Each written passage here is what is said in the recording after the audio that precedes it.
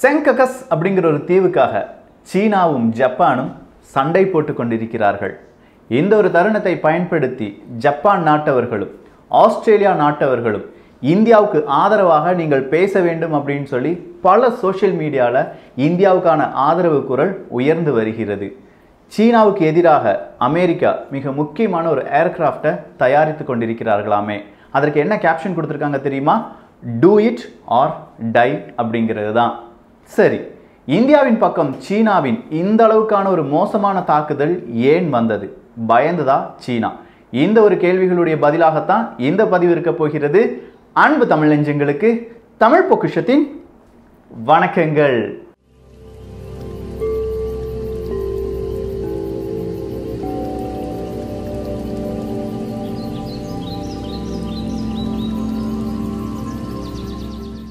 சீனா இந்தியாவோட 5 மடங்கு கூடுதல் ஜிடிபியில் இருக்காங்க. டிஃபென்ஸில் இராணுவத்துக்காக 3 மடங்கு கூடுதலாக அவங்க பட்ஜெட்டை நிதி ஒதுக்கி இருக்காங்க. எனவே சீனாவை நம்மளாலாம் சமாளிக்க முடியாது அப்படின்னு நிறைய பேர் சொல்லிட்டு இருப்பாங்கல்ல, அவங்களுக்கான பதிவு நாளைய தினம் வரப்போகிறது. எப்படி சீனா இந்தியாவின் மீது போர் தொடுத்தால் இந்தியாவால் வெற்றி பெற முடியும்? ரொம்ப பெரிய அளவில் கொஞ்சம் ரிசர்ச்லாம் செஞ்சு சில விஷயங்கள்லாம் எடுத்து வச்சுருக்கோம். நிச்சயமாக அது இந்தியர்களுக்கு ரொம்ப பெருமைப்படக்கூடிய ஒரு பதிவாக இருக்க போகிறது. சரி, இந்தியா சீனா அப்படின்னு சொல்லி ரொம்ப நாளாக இந்த பிரச்சனை ஓடிட்டே இருக்கே அப்படின்னு கேட்டால் இல்லை, இப்போ தான் இது ஸ்டார்ட் பண்ணியிருக்காங்க. இது இன்னும் ரொம்ப நாளாக ஓடக்கூடிய ஒரு பிரச்சனை அப்படின்னு சொல்லி உலக வல்லுநர்கள் சொல்கிறார்கள். சீனா இந்தியாவுடன் நிப்பாட்டி கொண்டதா என்று கேட்டால் இந்தியாவுடன் இப்போதுதான் தொடங்கி இருக்கிறது அப்படிங்கிறத பார்த்தோம். புதிதாக ஜப்பான் கூடயும் மோத ஆரம்பித்திருக்கிறார்கள் சீனர்கள்.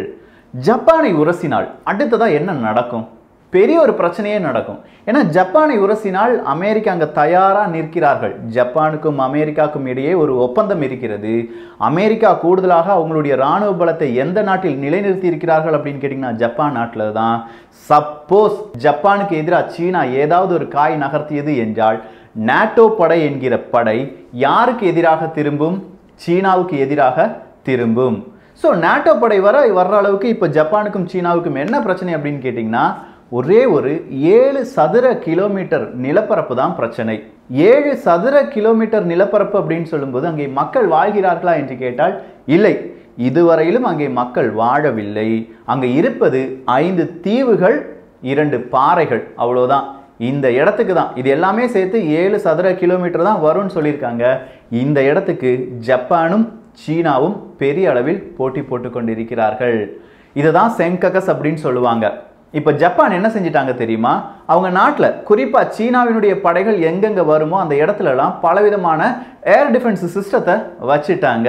இந்த ஏர் டிஃபென்ஸ் சிஸ்டம் அப்படின்னு சொல்லும்போது அதை எப்படி அழைப்பார்கள் என்று கேட்டால் பேட்ரியோட் PAC-3 அப்படின்னு சொல்லுவாங்க. PAC-3 அப்படிங்கிறது தான் இந்த ஏர் டிஃபென்ஸ் சிஸ்டம். ஏதாவது ஒரு ஏவுகணை ஜப்பானை நோக்கி வருகிறது என்றால் அதை வானத்தில் வைத்தே அழிப்பதற்கான சில விதமான ஏவுகணைகள் தான், ஆன்டி மிசைல் தான் எது இந்த PAC-3 அப்படின்லாம் சொல்லலாம். இந்த PAC-3ஐ இப்போ அவங்க என்ன செஞ்சுட்டு இருக்காங்க, கொஞ்சம் கொஞ்சமாக மாற்றி விட்டு PAC-3 MSC அப்படிங்கிற புதிய வகையான பேட்டரிஸை வைத்து வருகிறார்கள்.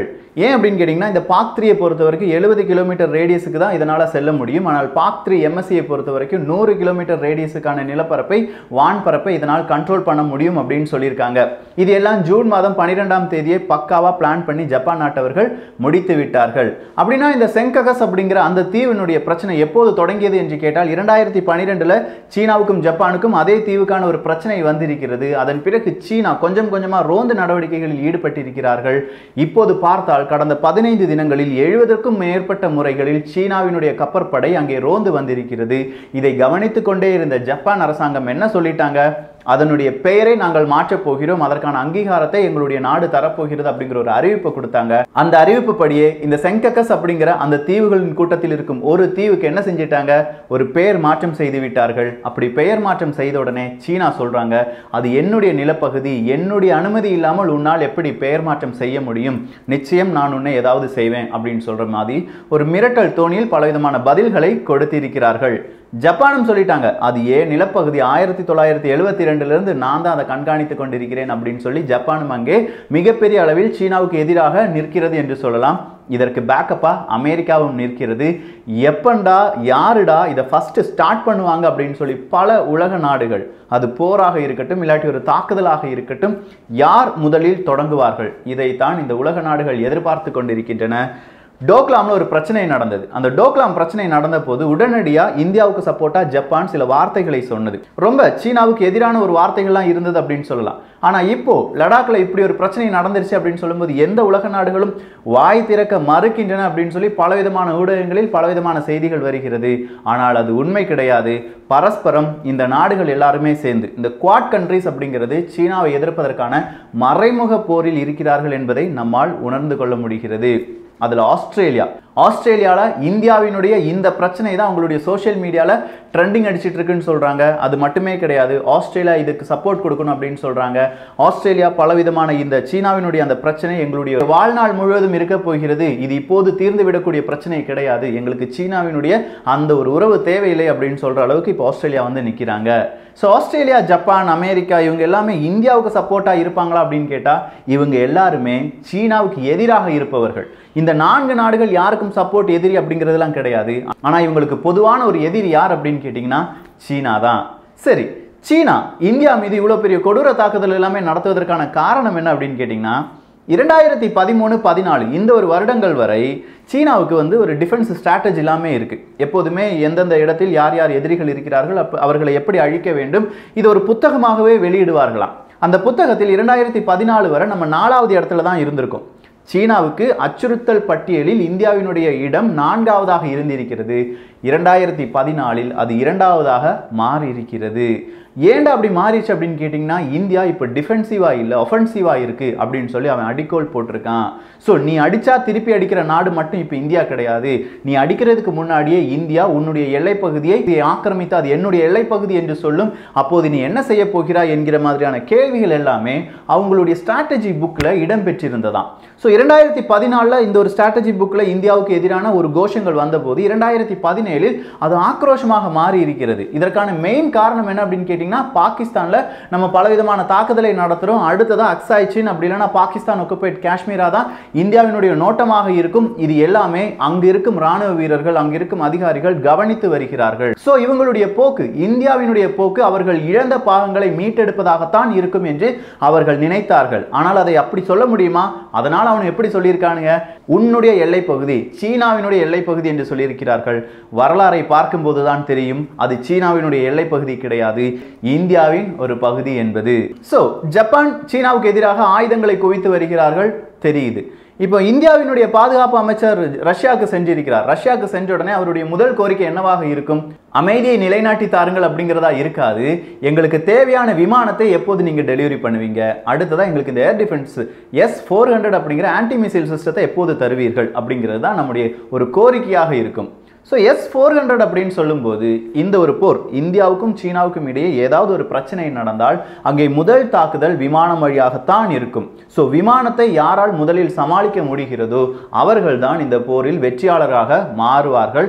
அதுதான் இப்போ லடாக்ல பலவிதமான விமானங்கள், நம்முடைய அப்பாச்சே விமானமாக இருக்கட்டும், இல்லாட்டி சுகோய் ரக விமானங்களாக இருக்கட்டும், எல்லாமே அங்கங்க இடத்துல அவங்களுடைய ரோந்து பணிகளையும் அவர்களுடைய பாதுகாப்பையும் தீவிரப்படுத்தியதற்கான காரணம் முதல் தாக்குதல் விமானப்படை வழியாகத்தான் இருக்கும். சோ இந்த விமானப்படை அப்படின்னு சொல்லிட்டோம். அந்த விமானப்படைக்கு பிறகு அடுத்ததா யாருடைய தாக்குதலாக இருக்கும்?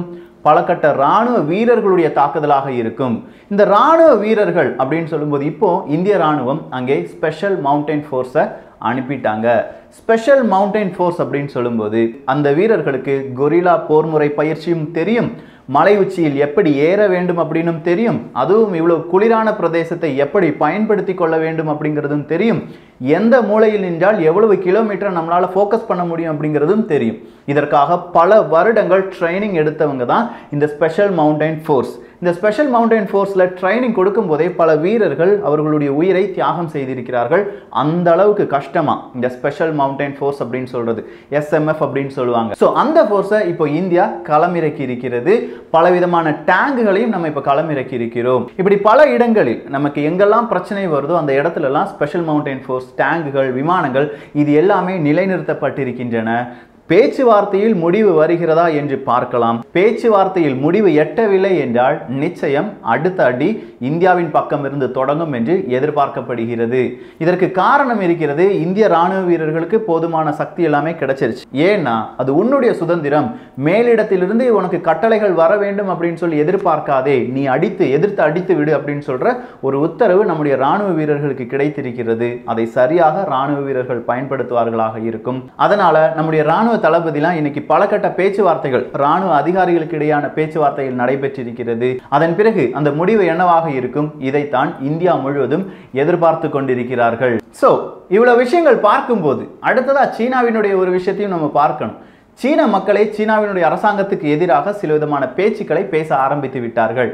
இந்தியாவில் 20 ராணுவ வீரர்கள் இறந்து விட்டார்கள். அவர்களுக்கு தேசமே சேர்ந்து ஆழ்ந்த இரங்கலையும் ராணுவ மரியாதையுடன் அவர்களுடைய உடல் அடக்கம் செய்யப்பட்டிருக்கிறது. இங்கே இறந்தவர்களுடைய எண்ணிக்கை என்ன, யாருக்குமே அடிபடலையா, ஏன் இந்த செய்திகள் எல்லாமே வெளிவராமல் இருக்கிறது, இந்த மாதிரியான கேள்விகள் அவர்களுடைய சோசியல் மீடியாவில் வந்ததாக நம்முடைய உளவுத்துறை அமைப்பு சொல்லியிருக்கிறது. இது மட்டுமே கிடையாது, உலகம் முழுவதும் சீனாவை தனிமைப்படுத்தி விட்டது என்பதை அங்கிருக்கும் மக்களும் உணர்ந்திருக்கிறார்கள். அவர்களுடைய எதிர்காலம், சீன அரசின் எதிர்காலம், சீனாவின் எதிர்காலம் என்னவாக இருக்கும் என்பதை காலம் சீக்கிரம் பதில் சொல்லுமாக இருக்கும். இந்த ஒரு பதிவை குறித்துள்ள உங்களுடைய கருத்துக்கள் இங்கே வரவேற்கப்படுகின்றன. எல்லோரும் தமிழ் பொக்ஷத்தில் இணைந்திருங்கள். தமிழ் பொக்ஷம் சேனலை சப்ஸ்கிரைப் செய்யாத தோழர்கள் தோழிகள் தயவுசெய்து சப்ஸ்கிரைப் பண்ணிக்கோங்க. நல்லதை பகிர்ந்து நல்ல சமுதாயத்தை உருவாக்குவோம். நன்றி, வணக்கம்.